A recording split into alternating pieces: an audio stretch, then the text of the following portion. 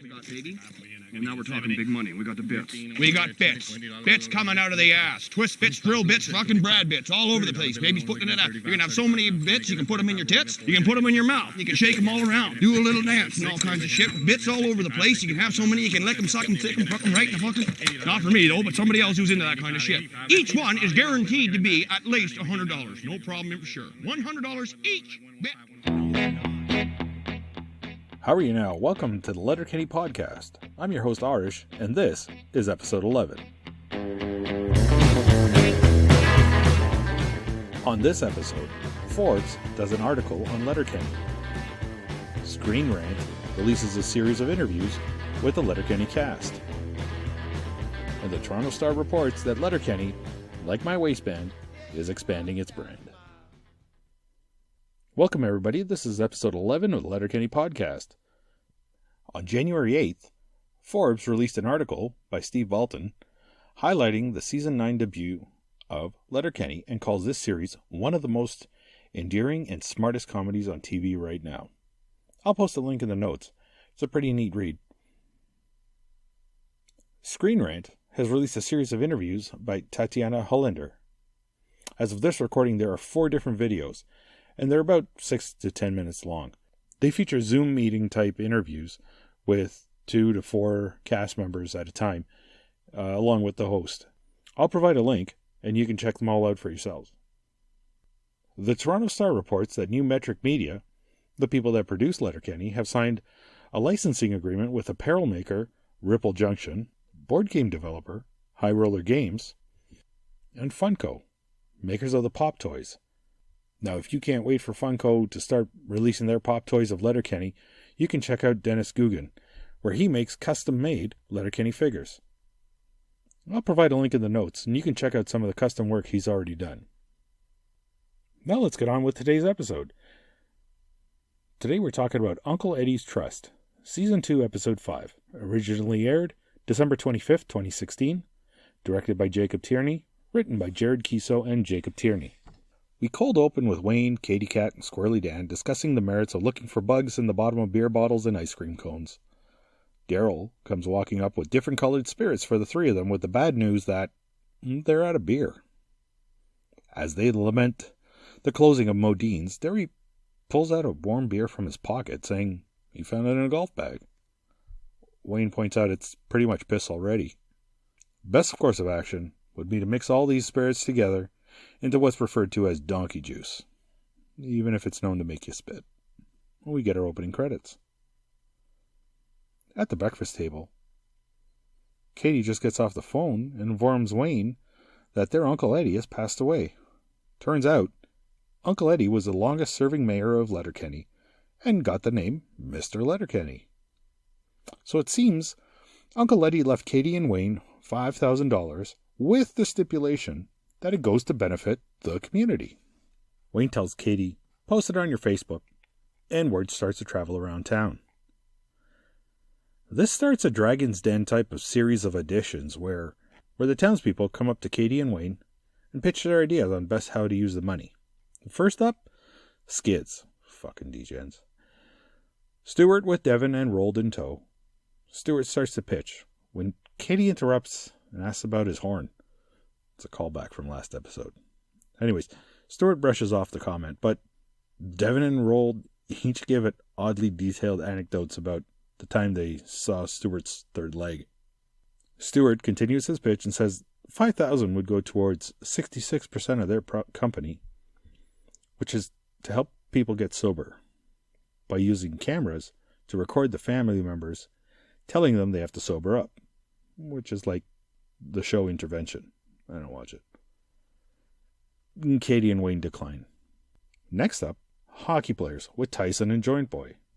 Their pitch: take the toughest dudes in Letterkenny, put them in a house together. They'll work out and train with Joint Boy and Tyson, one-on-one to see who is the toughest. Oh, and they'll only wear gym shorts. And they'll be topless, because there's no AC in the house. And they'll swim together and wrestle. I'm guessing this is a take on various MMA shows. Katie and Wayne, they decline. Next up, Gail. The pitch: help people of Letterkenny Find Love. She'll get 20 women of Letterkenny to compete for Wayne's hand in marriage. There'll be group dates, one-on-one dates, other tasks and challenges as well. The hook is that the final 3 women get to introduce Wayne to their parents and spend the night. That means sex. Wayne is uncomfortable with how self-harming and health hazardous this might be, and he's out. Katie asks if there's a guy version of it, and while there is, she's out too. Ew.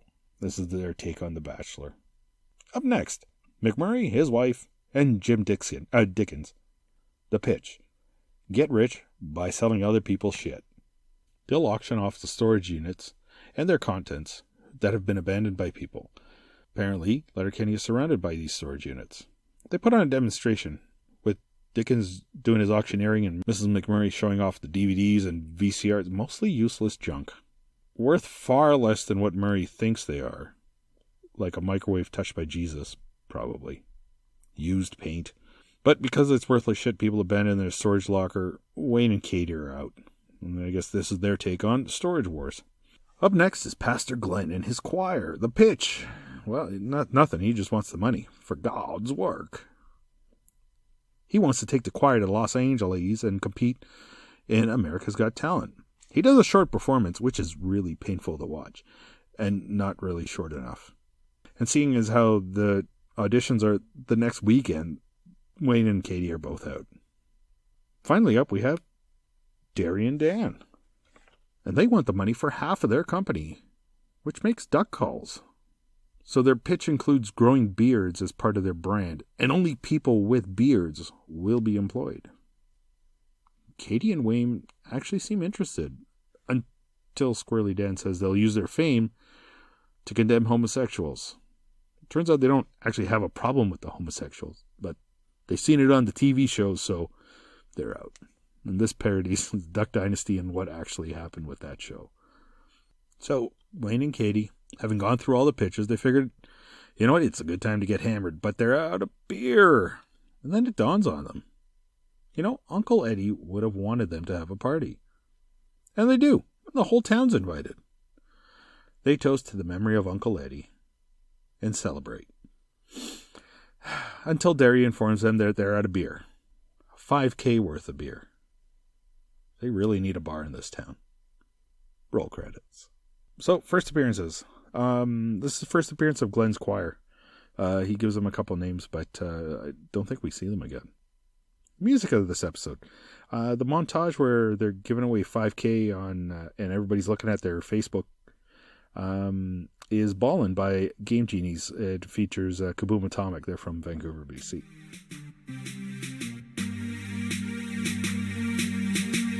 Ballin', I got so much shit.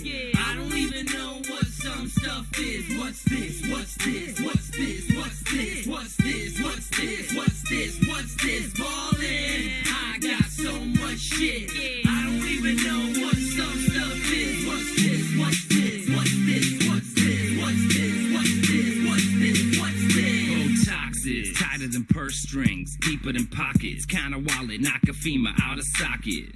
Crap shooter, blast is on target. Income out of control, crash the stock market. When people are doing their various pitches and there's that background music where Katie's deciding or Wayne's deciding what the verdict is going to be, that's actually the decision music by from Dragon's Den.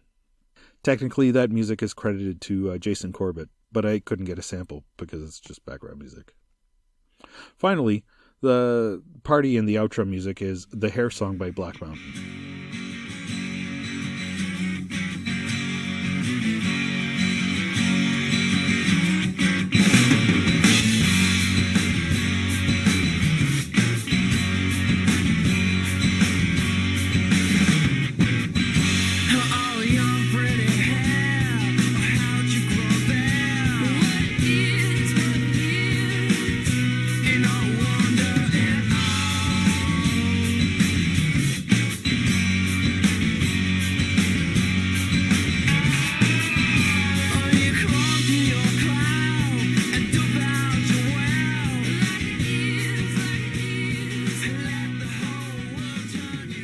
I'll post links to the music videos in the show notes. couple of notes on this episode. This is the first use of the gag, to be fair. Jared Kiso had an actual uncle named Eddie who was really cool, and so he used his name in the story. He actually inherited all of his awesome ties. I spoke about the choir boys. So one of the boys is named Finn. He's standing at the far left. He's actually played by Nick Bogle. The only reason I bring this up is that his real-life mom, Kelly Bogle, played Kim, the psychologist that Wayne dates in the second episode of the season. She was too hard. So I've mentioned that this episode is a parody on Dragon's Den. So in Canada, the CBC show Dragon's Den was picked up by the U.S. networks and became Shark Tank. So that probably seems a little more familiar. A funny bit of information came out, not necessarily about this episode, but while watching the Ferda edition of this episode, turns out that Lisa Codrington, who plays Gail, this is her first attempt at comedy. She's actually an established playwright. She's never done anything funny before. I know in other episodes I've mentioned where she's played a doctor on Cardinal. So yeah, this is first for comedy for her. I think she does it really well. My favorite scene. To me, there isn't really a particular standout part, but my wife really loved the part where Wayne breaks down Gail's pitch for her take on The Bachelor. Personally, I'm not a fan, let's say, of reality shows. So Wayne pretty much describes my feelings towards all reality shows. If I want reality, I'll turn on the news or go the fuck outside. Although there is a part I like where McBurdy's talking about storage bits, but it goes on a little too long. But I like that part. Overall thoughts. I like this episode, but not really much happens. I mean, we get a nice showcase of most of the cast, which is not something we always get. We get to see a lot of them all in order, and it was nice to see Joint Boy and Tyson. But we do get some nice reoccurring gags that get to start here, like I mentioned, to be fair.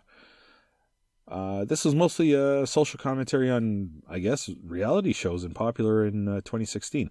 I've already mentioned The Bachelor, so we have Squirrely Dan and Derry with Duck Dynasty and how they shot themselves in the foot with their stance on homosexuals and such. I like the episode, but in the grand scheme of the series, it's kind of a meh. Well, that's our show. If you like what you hear, please subscribe and rate this podcast wherever you get your podcasts.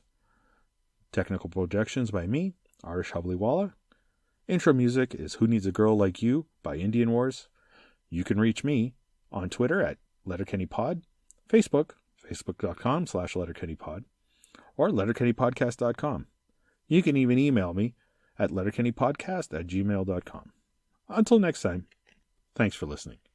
Now, when you say I spend the night with 3 of them, is it implied I have sex with all 3 of them? Sure is. So I meet their families, then we go have sex. I do that with 3 of them before deciding which one I want to marry. Yeah. Do the girls know going into the process that I will be having sex with them and 2 other girls before deciding which one I want to marry? Yeah. Maybe more. And do the girls' families, who I've just met, also know going into the process that I will be having sex with their daughters, as well as 2 other girls who are not their daughters, before deciding which one I want to marry? Yeah. And the girls and their families find this process entirely rational, despite how self-harming, health hazardous, and humiliating it very likely will be? Yeah. And you say 20 girls and their families will happily sign up for this process? Over and over, I imagine. Oh, Gail, I don't want to date a girl like that, for fuck's sake. Comes from a family like that, fuck.